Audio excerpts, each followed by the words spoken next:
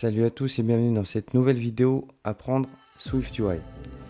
Dans cette vidéo, on va voir comment avec iOS 14 et SwiftUI 2.0, on va enfin pouvoir faire des vues modales. Parce que à savoir que dans la version de SwiftUI 1.0, c'était un peu plus technique pour pouvoir juste afficher une vue modale, alors que c'est quelque chose d'assez natif qu'on retrouve dans pas mal d'applications iOS. Et on va voir le programmateur pour pouvoir simplement créer une vue modale. Alors ici dans cette vidéo, je vais faire un exemple. Donc j'ai préparé une vue qui s'appelle Login View. En fait, ça va être une vue qui va s'afficher pour demander à l'utilisateur de se connecter, par exemple, pour faire une action. Imaginons pour faire un commentaire, par exemple, dans l'application, on va avoir besoin que l'utilisateur il se connecte avec son compte. Donc, on va voir comment on va utiliser le programmateur Full Screen Cover dans notre cas. Donc, ce que je vais faire, je vais créer un bouton simple qui va juste déclencher une action. Et ce bouton, en fait, quand je clique, ce que je veux modifier une propriété que je vais appeler isPresented, puisqu'on aura un programmateur qu'on va avoir besoin. Alors, si je l'appelle maintenant, il s'appelle Full Screen Cover. Et le Full Screen Cover, en fait, il a différents programmateurs. Je vais prendre la version la plus simple. Donc, ça fonctionne un petit peu comme le programmateur Alert ou Sheet qu'on a. Ben, là, on va pouvoir utiliser le Screen Cover. Et lui, ce qu'il attend, il attend donc une propriété donc, de type @state. Donc, on va devoir suivre donc une variable qui va gérer la présentation. Donc je veux savoir est-ce que ça a été présenté ici. Et ici, je vais utiliser le $isPresented.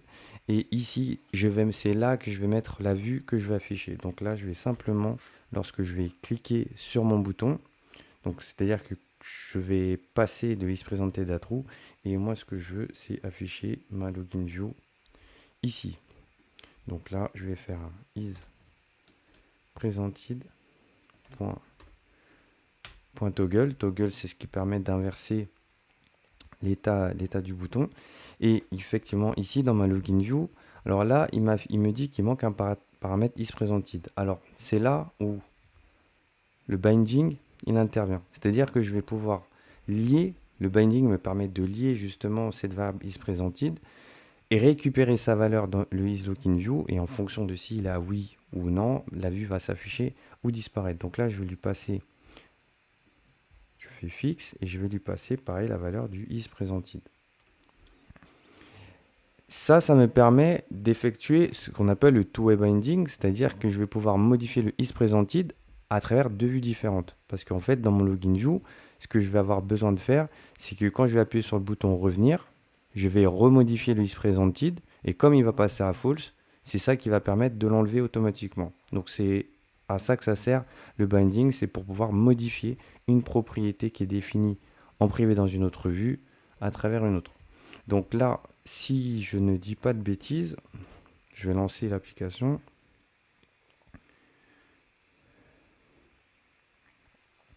Donc là, je vais avoir un bouton simple, se connecter, et quand je vais appuyer sur ce bouton, il va m'afficher la vue de login qui va, elle, prendre le plein écran. Donc ça, c'est... alors, je ne suis pas allé plus loin sur le design, bien sûr, c'est juste pour montrer la fonctionnalité Full Screen Cover. Et si j'appuie sur revenir, en fait, je vais exécuter l'action et je vais repasser le isPresented, là actuellement qui est à true, je vais le repasser à false. Donc si je clique ici, la vue a disparu. En tout cas, je suis revenu à la vue d'avant.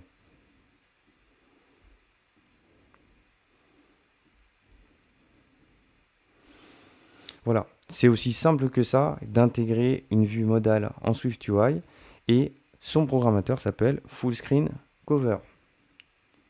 En tout cas, si tu as apprécié la vidéo et si ça te permet aussi de le mettre en pratique, je reprécise qu'il est disponible que sur la version de Xcode 12 et iOS 14. Donc, ça sera dans cette version que tu pourras l'utiliser. On va attendre de voir est-ce que Apple met à jour Xcode 11 à la rentrée pour justement prendre en compte Swift UI dans sa nouvelle version. Auquel cas, ben, si toi tu arrives à le refaire, il n'y a pas de souci. Si tu rencontres un problème, n'hésite pas à mettre un commentaire dans la vidéo.